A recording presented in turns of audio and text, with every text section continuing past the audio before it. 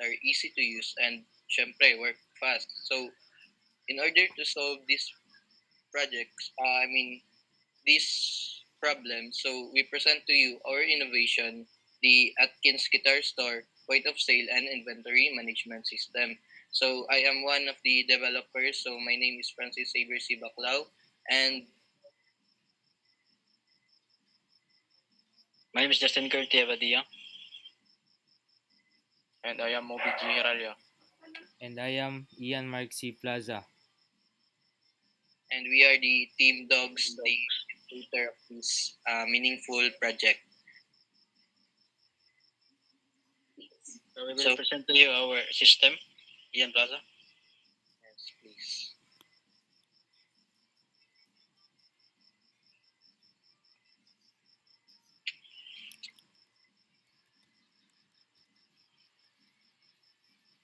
So first, dashboard section. Dili na to makita ang mga sales na to today.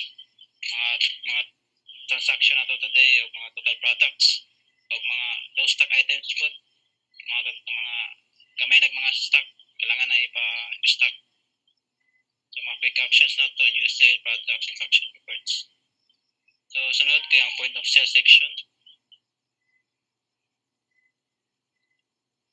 So dire na to makita itong mga products na nabutang nato dito sa itong product section.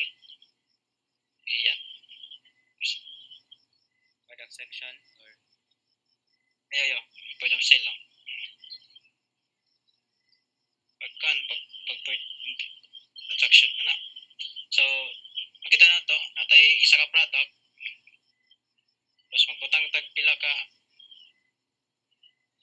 quantity atong ibutang. Makita na to tanang total na to. So may payment method cash or GCash. Pili ra tas duwa. Tapos butang ta kung unpaid, pila gibayaran sa customer. Tapos makita na rin na-change sa 3,000 kung nabutang tag 10,000 automatic na mo. Tapos new transaction. Pag gumanog kan transaction, makita sa dashboard na ni-update ito pila itong sales karon balik sa dashboard.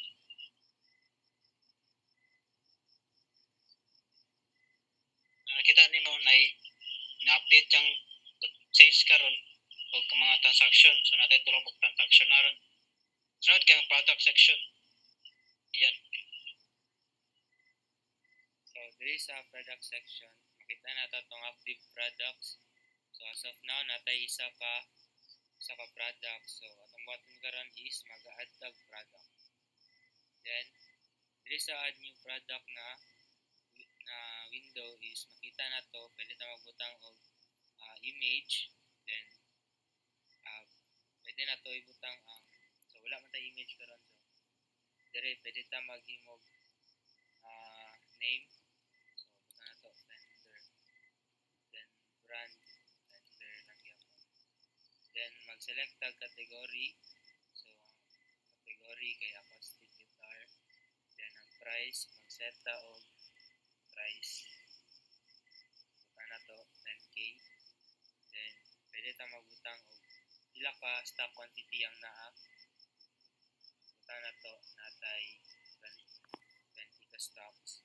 Then dire naay stock alert level.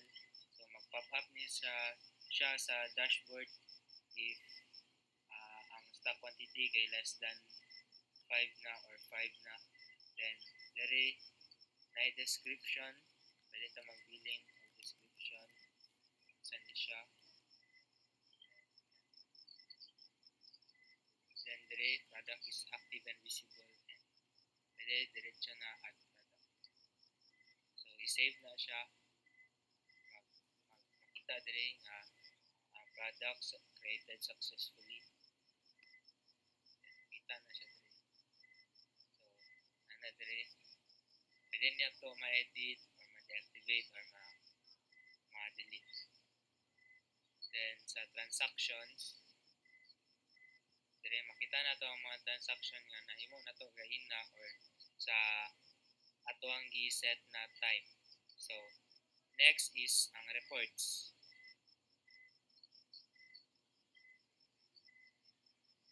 Yatag na ko kay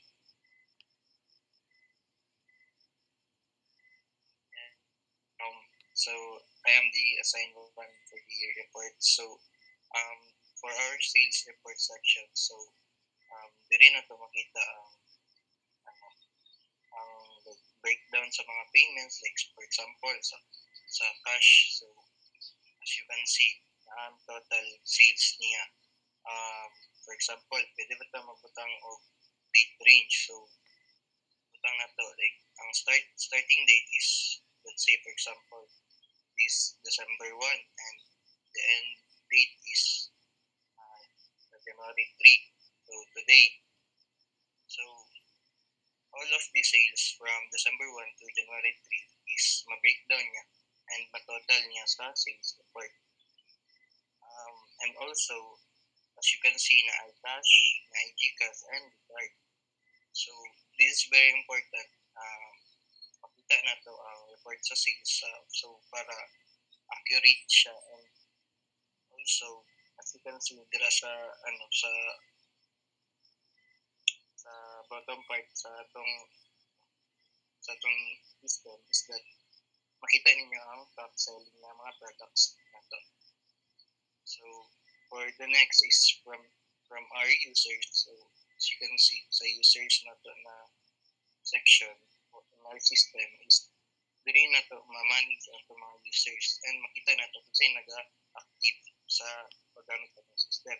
So for example is, as you can see, makita po na to kung sa'y role niya. So either si user ba is an employee or an admin of the system.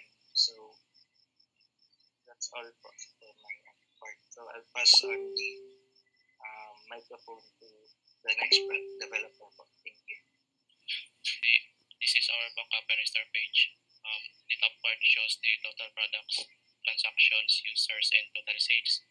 So the export backup button, save na to ang data, tanan. And the import backup button, pwede na to restore ang data if magka-problema.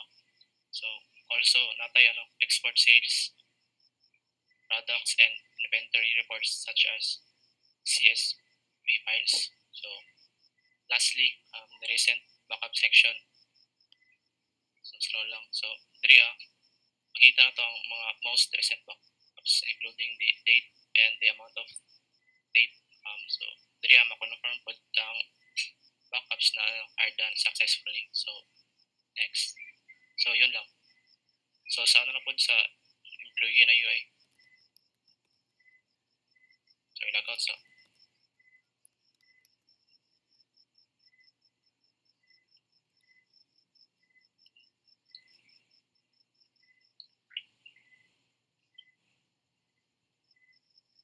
so muna yung atong interface sa employee. So limited lang ma-access niyo.